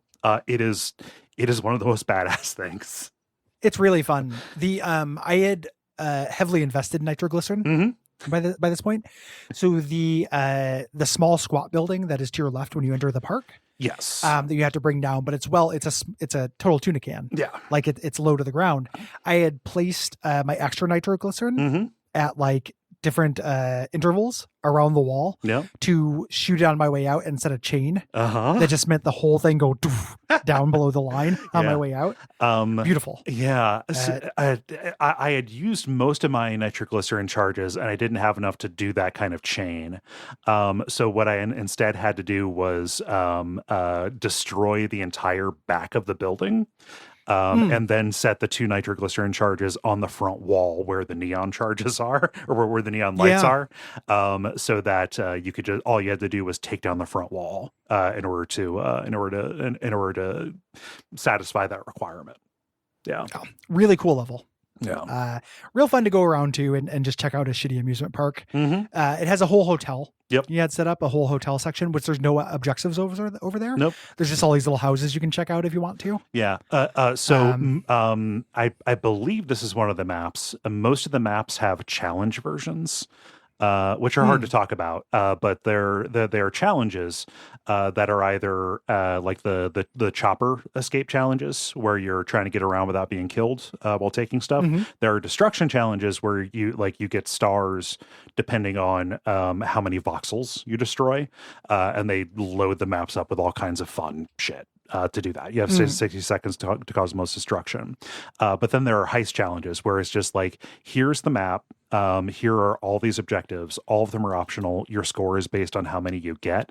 I believe that this version of the map also has a challenge. So that is where they would put that hotel. They would put that. Yeah, that's where they put that. Yeah. It does double duty because if they're doing, it allows for challenge ceiling for like different map stuff. But even when you're not using it, if you're just doing the basic level, it adds a sense of like verisimilitude and exploration. Yeah. And they'll put like money there. Yeah. You know, so you get the very simple carb of just like exploring a little space, which is fun, but it's not just for, the main event. So you return to your headquarters, and I love the news broadcast you get, the shade in the caption there, talking about racing enthusiast and former millionaire Gordon Wu filing for bankruptcy after the destruction of the racing Wonderland. It never even got a chance to open. Yeah, you get to stick it to everybody. Yeah, both these assholes who are playing you against them. Yeah, each other in the first one. This brings us into the next these final 3 main missions. This first one, Handle with Care. Monetides writes and tells you that the next part of his plan requires a large quantity of nitroglycerin, and I wanted to be like, every time I come back home, my pockets just refill with it. Let me make a couple trips to the store, and I'll give you infinite nitroglycerin. Yeah. But in real life, he doesn't have license to buy it. Quilla's, though, has just received a large shipment of the stuff, and he wants you to go steal it. Yeah. So the facility is now being patrolled by its own robots. It is not, they're not just in the safes anymore. And the nitroglycerin is stored all over the place in these canisters. The problem is the robots will shoot at you. You are carrying the canisters will explode. Yes. The mission title made it seem like, you can't walk very fast or something. No. The nitroglycerin canisters are actually pretty sturdy. They just can't take a bullet.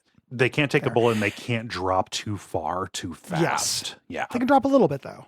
Like, they're not, as fragile. I treat them with less care than I would real nitroglycerin in this.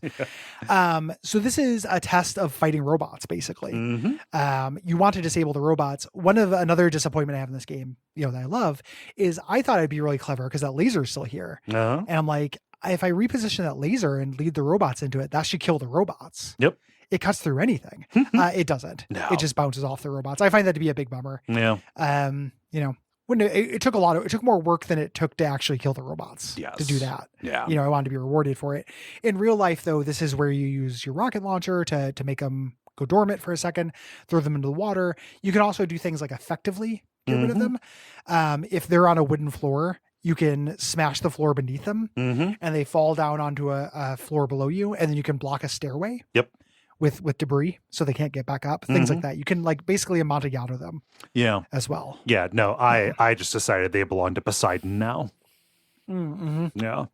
Yeah. This map comparatively has, it's not that there's little water because it's in a bay, but there's less access to water possibly. Yes. Yeah. Definitely a lot less of it like dangling over water that can be strategically used. Yeah. Most of the robots are kind of just locked in their little facilities, but not a huge problem to deal with. No. With the map clear, you can start working with the nitro canisters, getting them down from high places, especially down in that little warehouse that's just crates. Just the little location for crates, your place for boxes, crates, and more. I think boxes, crates, and more also has a permanently tipped over forklift as well. Yep. Which I always think about. I like that attention to detail. That's the kind of thing I would do. Yeah. Like, I don't know. It's like, I can't deal with this today. And then that becomes tomorrow or the next day. Like, I don't know what to do. Oh, that's how you end up with a hoarder house. That's how you get trash in the oven. Exactly. Yeah. Starts with one tipped over forklift. So, but you once you take them out, it's easy. Mm-hmm. There's no timer or anything. You just have to get rid of the robots. Yes. Once you do, you go back to headquarters. Your character's mom, Tracy, calls and invites you over to Cullington, new map, for dinner. And our HQ is all decorated with Christmas stuff. Monetides emails you a photo of what he's working on. It's this thing called the Truck's Terminator. It's this big exploding truck. Yep. And he says, like, hey, you've helped me out a lot during this. I have a gift for you that you can pick up at Hollow Rock Island. Yeah. And I was like, oh, this is a trap. Mm-hmm. He's figured out what I've been doing. No, he's gifting you a tank. Yep. It's great. He is. There's just nothing going on behind the eyes there. Just glass all these eyes. Fucking dopes. A doll's eyes. Yeah. Yes. Okay. So you get an email from Parisa saying, hey, I finally have enough evidence to search Hollow Rock, but Amonatides has the place filled with security robots. Can you go and basically soften up this target before we do this raid? So you return to Hollow Rock Island for the first time in a while, and it is indeed crawling with robots. There are 5 required, including like the robots from Doom. Yeah, like the arachnoid is here. Yeah, and stuff. It's great. That's the main threat that's at the center of the island. It's a big spider robot that has all of the weapons. Yes, the wild west shit. Yeah, but you arrive on a boat, and then you go up and you see that there is a gift. It's a big gift wrapped crate, and you pop it open, and there's a tank. We've used a tank before in the destroy the mall. In the destroy the food court mission. But here it's yours. It has a ton of shells. The problem is getting it to where it can be used. It's very durable. Yes. As a tank would be. Like you can just, if you leave the place you start as, you can just drive through the research lab without stopping in the tank. The trick is getting down like a 4-foot drop without getting it wedged. Yes. And stuff. That is the trick. And you end up doing these ludicrous things, like it gets wedged and you're like, well, I don't want to reset necessarily. Can I throw a pipe bomb to dislodge it? To just jostle it? Just give it a bit of a jiggle? Yeah. And it makes short work of the robots. You shoot them, they go down for a long time, and you can push them. You can use it as kind of a bulldozer to shove them off the map. Yeah. Through this really fucking fun victory lap mission. Yeah. It does have the big challenge. The spider bot in the middle is hard. Yeah. You want to bomb it, but it's hard to push around, and it's in the bottom of the map, lower than sea level. Yeah. So you have to basically lure it out. Once you lure it out, it's okay. Yep. But you have to get it. You can't fight it on its turf. Yeah.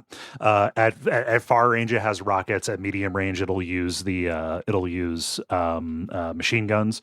At close range, it will use the flamethrower. The problem is the flamethrower will heat up the tank and it will cause damage to you over time. So you can die by having it cook you in it like it's a bronze bowl. Yes, you can be George Foreman cooked by this thing. But the rest of them are just fun. Like this is just the most destructive you can be and the most vengeance you can get on robots in one map. This feels like a victory lap mission to me. You get back to headquarters and you see this news alert about the Truck's Terminator. It's heading towards Cullington. Yep. Has no driver. People are fleeing. It's going to explode. This is where you're going to meet your mom for dinner. Right. So this cannot be. No. And this brings you to the final map, which is another swing. Like, this is a new thing it's having you do. This took me more tries than I care to admit. Yep. Because it was not necessarily clear what would constitute a fail condition. Yeah. For this. So, this is the final diversion is the name of this. Right. So Amonatides emails you saying like, hey, somebody ratted me out, but I was able to hide in my vault during the raid on Hollow Rock. And you know, the person I'm trying to get revenge on, you know, here's a photo of this LTS van. LTS is that's you. Yes. Locale Teardown Services. It's the old van. You got the new one. Yes. Your mom has been driving the old one around. This photo is from an old job, and they're sending Truck Terminator to blow up your mom. Yes. And then Tracy emails saying like, oh, can tonight's dinner be a little later? I got this new tanning bed. I'll be in the basement with my earbuds in. so she hasn't evacuated like everybody else. Yes. And the way this works is the Truck Terminator is a big truck full of nitroglycerin, and it's heading on a slow but sure path down this Newtown map. Yes. Directly towards your mom. Right. And you have to divert it and make a clear path for it to the ocean. Right. So there's this big boom that is kind of dangling, you know, sticking out in front of the truck that has a red like beacon on the end of it. That is the explosion zone. If that touches something, then it will explode and it's game over. Yes. So as you are trying to clear a path, like, you know, you're trying to knock stuff down below that point, but also trying to clear stuff out. So as you are running trucks and stuff into this to point it toward the ocean, that it will not get hung up on geometry that's already there and then just get like steered toward a mountain or something that you can't deal with. It's really hard to predict what's going to happen exactly. Yeah. You know, you can, if you put a construction equipment in front of this, it will stop like dead to rights. It won't, you know, a parallel bulldozer or perpendicular bulldozer will stop it. Yes. But then you have to make sure the path is clear, and you're kind of looking at the line that it's traveling and making sure it doesn't hit anything. Yes. Because even something that's below that line, if it makes it tip a little bit, it can fuck up your whole trajectory. Yes. So this just took me several tries. I think this is a really cool idea for a mission. You know, it really neat, like using every part of the box, executing on this engine and stuff. It's just ended up requiring like kind of being fucked before I knew I was fucked. Yeah. On a couple of them, you know, which is a bad feeling. Yeah. Like I wasn't keeping rolling quick saves through it. I don't think you can. No, it's only one quick save slot. Yeah. So something would happen. I would have a quick save and it would get down to the end and I'd realize like, I don't have enough time to divert this or to clear a path. It has somehow touched a piece of gravel that is pointed towards this mountain that I cannot destroy. It's also the fact that like the vehicles are the least predictable things in the game. You know, so like you can, you know, and very cannily, like heavy vehicles are arranged on either side of the path that it's taking. So like you could just like run back and forth between them as it goes down, and then just like ram it and steer it. But again, you only have so much control over the path that it's going to take, given what it runs over. So there's so much stuff in a beeline between it and the ocean as well. Yeah, positioned in really insidious ways. Specifically, there's a house that's being constructed that you have to completely tear down because if that little red bit touches anything that's up in the air, that's it. Also, trees. Goddamn trees, Gary. Yeah. Trees in video games in general are a real problem. Yeah. This game, I give this game credit for allowing you to use a sledgehammer to knock them down. Generally, but you have to like completely demolish them into like molecules. Oh yeah, to get rid of them, or just drag them off. You know, you can knock down a tree and then drag the whole thing off, but it's difficult. Yeah, a cool execution. I'm glad there aren't like a bunch of these missions. It's keeping the tradition of like ending a part with a weird kind of gimmick mission. Yeah, which I like. I think this is a little less successful than the helicopter mission in the first part. I can agree with that. I like what this does because like it's a different kind of time limit. It's a time, but it's also a time limit that you can that you can manipulate. Like when I first did this, like there's a fish truck in the field that you can run into the side of it, and I ran it into the side of the truck exterminator, and it got lodged in such a way that the truck exterminator just started going in circles, which gave me infinite time to clear the path. But then the trick was figuring out how to release the truck exterminator from fish truck lock at the right rotational angle, so when it started heading off in a straight direction, it was going in the path that I cleared. Yes. Yeah. It's tricky. Mm-hmm. Like tricky, not perfect. But a fitting end. Yes. To this, doing this new thing, this very big explosive ending. It falls off this cliff into the water. You save the day. Just fish again. The soda fish are exploded. We've ended their misery. Yeah. Thank God. Mm-hmm. And we get credits, over a scene of our character watching the news with their mom, watching the news with Tracy, rendered very cutely in little voxels, right? Mm-hmm. And the news is talking about Amontides being arrested. They caught him leaving the vault, and this is being played. What is being played over it is this very fun song. It's called Lokel, and it's a Swedish lounge singer kind of style going over it. It is very cute. Yeah. And that's Teardown, the complete Teardown. Yes. Like, it makes sense for us to do this as 2 episodes. It would have been a very long episode if we had done both as well. Yep. But yeah, I want more of this. Like, traditionally when we play something like this that's unique, the thing that we say is like, I want to see what comes next from this developer. Mm-hmm. And that's true, but with this specifically, I will take mission packs for the foreseeable. Oh yeah. If they just want to keep iterating on this, I want to see what comes next in this genre, almost more than I want to see what comes next from this the specific developer. Like, I trust them if they're going to spread their wings. Yeah. And I encourage that. I want that for them, but I also just want more of these levels. Yeah. This has left me wanting more in a way that is rare for this show. I find. I'm very happy that I've gotten you fully Teardown pilled. I know that you liked it before, but I feel like you're matching my energy here, and I'm here for it. Yeah. It's I don't know how much of it was just right game at the right time. Like, this came after Unavowed. Yes. In my play order, basically, and we had just done stuff that was talky. Yes. For too long, and me and talky games, like, it's not my favorite thing. And doing something that is like pure gameplay and pure, cerebral exercise with just a hint of stressful execution. At the end, was just like this beautiful cocktail. Yeah. To do at the end, it's such a fun form of strategy. Like, it's imperfect information. Yes. You are not doing strategy like you do in like a deck builder. Like, it's not, it's semi-deterministic in an absolutely perfect ratio.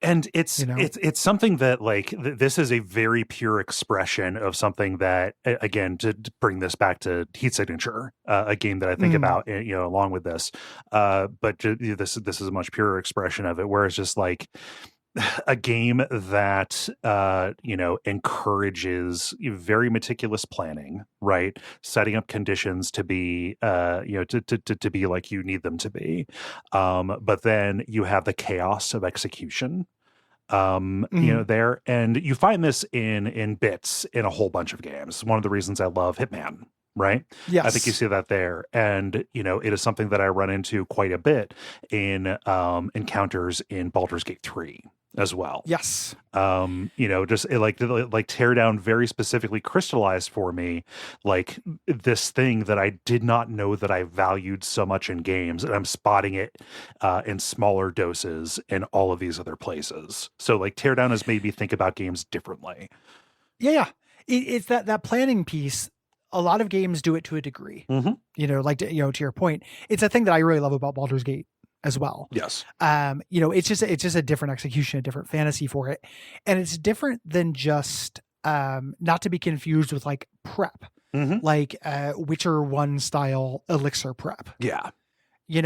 Or it's something more complicated and with more points of articulation than simply I'm going against fire, get on some fire resistance. It's really, kind of thing. Again, to use our buzzword, it's really integrative. It's really integrative and expressive prep. Yes. Because you and I tackled these, like, partly because you did the optional things, but partly just because of our, expressive is the word, because of our individual personalities and stuff. We tackled these, I imagine, worlds apart, every single one of them. Oh, yeah. Like, we talked about it a little bit, but if you were to put our playthroughs of each of these levels, we took totally different paths to get to the, in some cases, the exact same place. Yes. Right?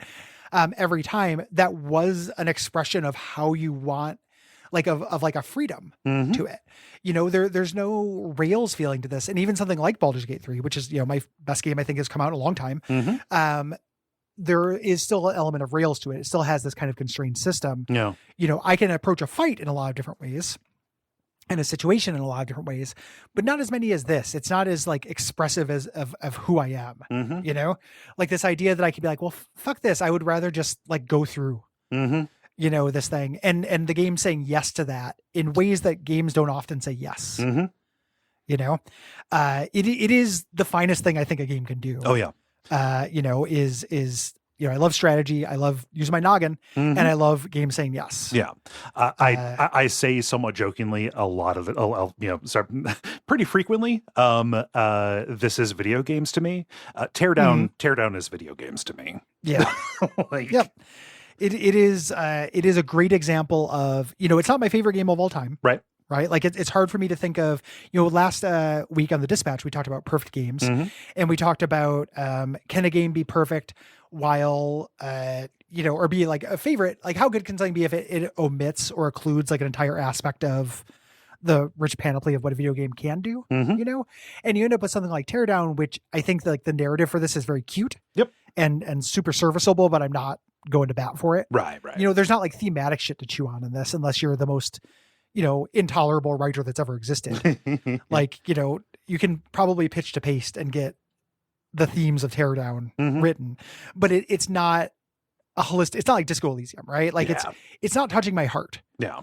It is touching my heart with play to the degree that a game can, and that's just really, really valuable. Yeah. Fucking A. Really, really good. I had to play those, since it's probably a couple of years before we do those DLCs, I'm going to start working on those. Oh yeah. Just cause it sounds good, and I'm a little bit ahead on work. So, it's wonderful. Yeah. I don't know. They're very different as well. Art Vandals is very specifically like just kind of like a new map and several different mission types playing with that map. And like most of the maps, they're different corners. But like the Time Campers is almost like this little miniature campaign. I think there are 3 maps in it, and because it's Wild West, you get like new tools with it as well. Some of them are just like reskins, but like I don't know.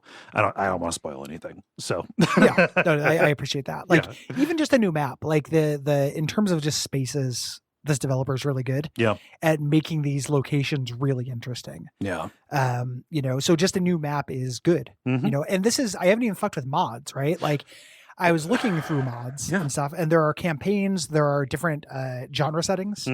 Like there's a level set on a space station where you have to figure out what happened on the space station. Through there and stuff, like it just feels very generous. New tools. Like there's a shotgun grappling hook kind of pulled from Doom Eternal. There are new vehicles that you can get as well. And then just new sandbox places, right? That aren't campaigns, but it's like, here's an airport, right? Go and run through that, right? Sign me up, buddy. Just ludicrous. Really surprisingly, I really thought for beating the game, they would give you a handheld version of that laser. Yeah. I feel like that's a missed opportunity. So give me that laser. Please. Give me that laser.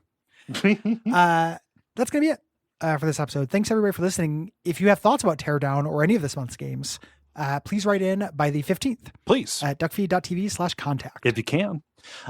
We have other games that we're talking about this month as well.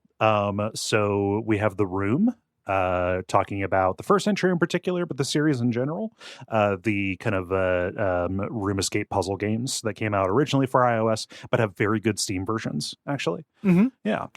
And then our premium episode is about Spider-Man Miles Morales.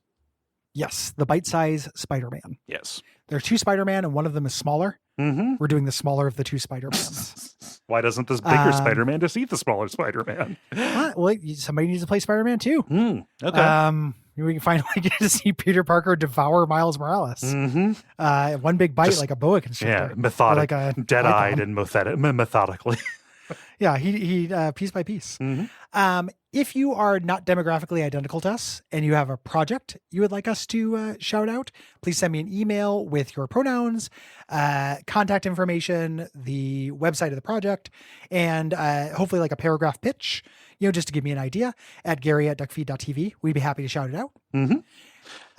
And next month's games, I should have. I was going to say, yeah, that's okay. Whoops, that's fine. It doesn't matter. There's no rules. Don't promise anything that's a rule. Yep. Next month's games, if you have things to say about Dandara, Lunacid, or Super Mario World, write in by March 15th or April 15th. Yes. At duckfeed.tv/contact. Yes. If you have thoughts about multiple games, please write multiple responses and try and keep them, short and specific, about 2 paragraphs. Yeah, paragraphs are great. Yeah. Like, when you're sending in the pitch, when you're sending in these writing things, couple paragraphs. Yeah. Super good. Join us in Milwaukee. If you can. Yes. We're going to be in Milwaukee for the Midwest Gaming Classic. That is happening the first weekend of April, specifically April the 6th and 7th. Downtown Milwaukee, their convention center there. We'll have a table. We're going to be doing a live show. Details to come. Watch our social media for that. Yes. If you want to support us, go to patreon.com/DuckFeedTV. You get all these bonus episodes like Spider-Man, Miles Morales, Super Mario World, and all of our old ones. $5. Does it? Yep. It's really affordable. That gets you real lich hours, we mentioned. Baldur's Gate 3. I think there's probably crossover fandom in this game if you squint. In addition to it just being a great game in its own right. Yes. You can listen to our show about that. Shadow of the Erd Tree coming this summer. To listen to our show about Bonfireside Chat, our show about that. All kinds of shit. And it just takes $5. Yes. $25 a week. Yeah. It's we try to pack it with as much as we can. We think it's a good value. No. Less than the price of a Sprite. Yeah. Man, have you tried to buy a Sprite lately? I haven't. It's like $3. I did buy some Sprite flavored Tic Tacs. Oh, that sounds delightful. Yeah. They are pretty magical. They taste like Sprite. So join us there, rate and review us on your favorite podcast directory, and join us in thanking our producer Gwen. Thank you, Gwen. Yeah, we really appreciate Gwen. Yeah. And until next time, you have 1 minute.